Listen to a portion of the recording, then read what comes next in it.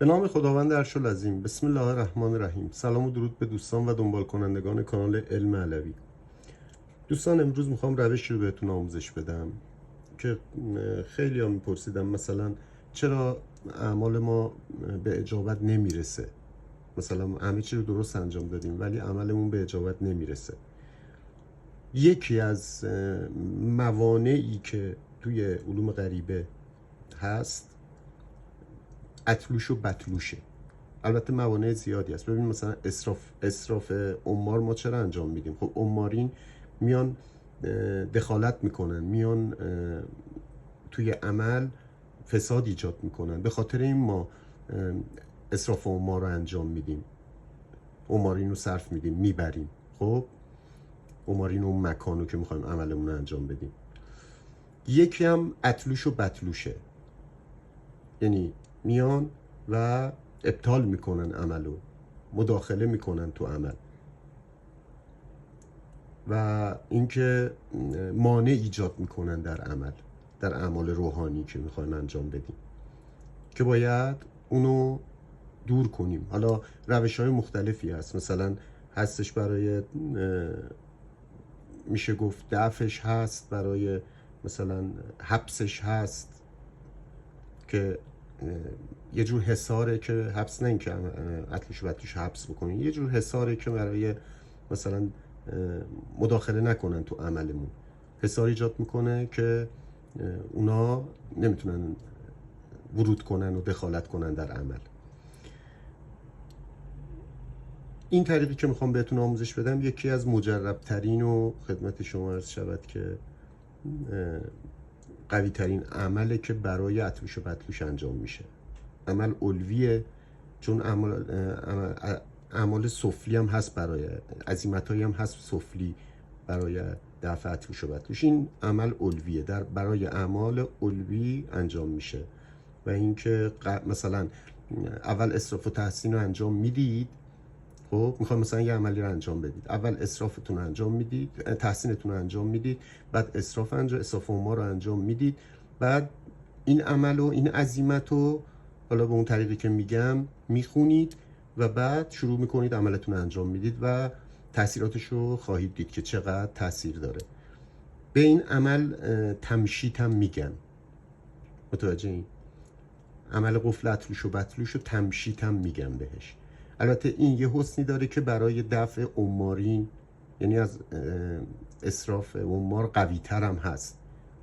البته باید اسراف عمار رو انجام بدین ها. خب ولی این عملی که انجام میدین، بعضی از عمارین وجود دارن که با اسرافو که میخونین، حالا با اسراف اعظم یا ایقموشیه یا خدمت شما عرض شود با سوره زلزال انجام میشه، اون عمارین ممکن نرن. خب بعضی از عمارین میمونن، امکان داره. و این عمل کلهم پاکسازی میکنه، یه جور جارو برقیه که عمل تمشیط بهش میگن، عمل قفل اتلوش و بطلوش هم بهش میگن. حالا در هر صورت خب من اینو تو دفترم داشتم دیگه، نمی‌نویسم براتون تو وقتم صرف جویی بشه. خب ببینید، تمشید قبل از اعمال نوعی جارو برقی است که از اسراف عمار هم قوی تره. نه اینکه اینو بخونید اسراف دیگه نخونید، نه، اسراف باید بخونید، اسراف عمار رو که انجام میدید، بعدش این عمل رو، بعد این عزیمت رو بخونید. تمشید یعنی جارو کردن و یعنی تمام ابالیس و یعنی ابلیس ها، عمارین و عفاریت و خدامین سحر و هر چیزی که مانع ایجاد میکند دفع و طرد میکنه. خب اگر بخواهیم عملمون قوی تر شود، همراه با اسراف، ببینین همراه با اسراف عمار انجام دهیم که خیلی قوی تر است. این عمل ریاضت ندارد، یعنی نمیخواد قبلش ریاضتی چیزی بکشین، بعدش راحت میتونین بخونین بعد اسراف عمارتون اینو، و فقط خونده بشه کفایت میکند قبل هر عمل روحانی. متوجه شدید؟ بس چی کار میکنیم؟ اول اسراف عمار و صدقه که تو همه اعمالم من بهتون گفتم باید انجام بدید. خب اونو انجام میدید، بعد 3 مرتبه سوره کوثر رو تو میخونید. متوجه این؟ بعد 3 مرتبه سوره کوثر 3 مرتبه سوره اخلاص رو میخونید. سوره کوثر هم که بسم الله الرحمن الرحیم انا اعطیناک کوثر فصل لربک والنحر ان شانئک هو الابتر. خب که من اینجا نوشتم براتون انا اعطین بسم الله الرحمن الرحیم انا اعطیناک کوثر فصل لربک والنحر ان شانئک هو الابتر. بعد 3 مرتبه سوره اخلاص که بسم الله الرحمن الرحیم قل هو الله احد الله الصمد لم یلد ولم یولد ولم یکن له کفوا احد. خب اینو میخونید. بعد بس چی شد؟ 3 مرتبه سوره اخلاص، سوره کوثر، 3 مرتبه سوره اخلاص و این عزیمت رو میخونید. این میشه یک دور.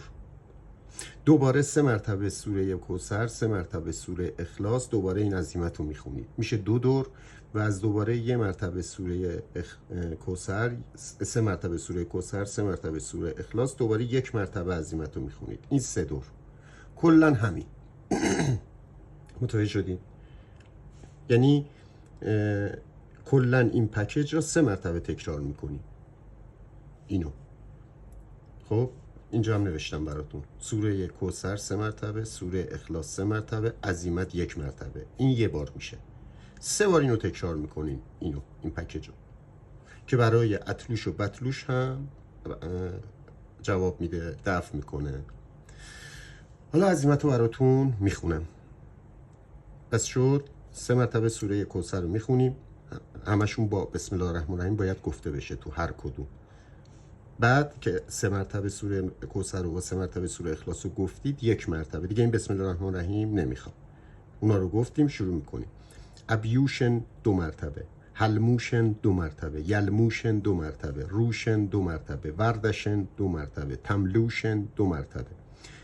بعد میگید توکلوا یا خدام هذه الاسماء به حفظ اعمالی من سائر الاعوان المفسدین للاعمال به حق احیا شراحیا ادونای اسباب و تال شدای و به حق آل شلع یعوبیح واحن بدکحن بدکفال سعی کعی ممیال مطیعین لک یا آل جل زریال ما سمع اسمک روح و عصا الا و سعق و احترق من نورک یا ذوالنور العظیم.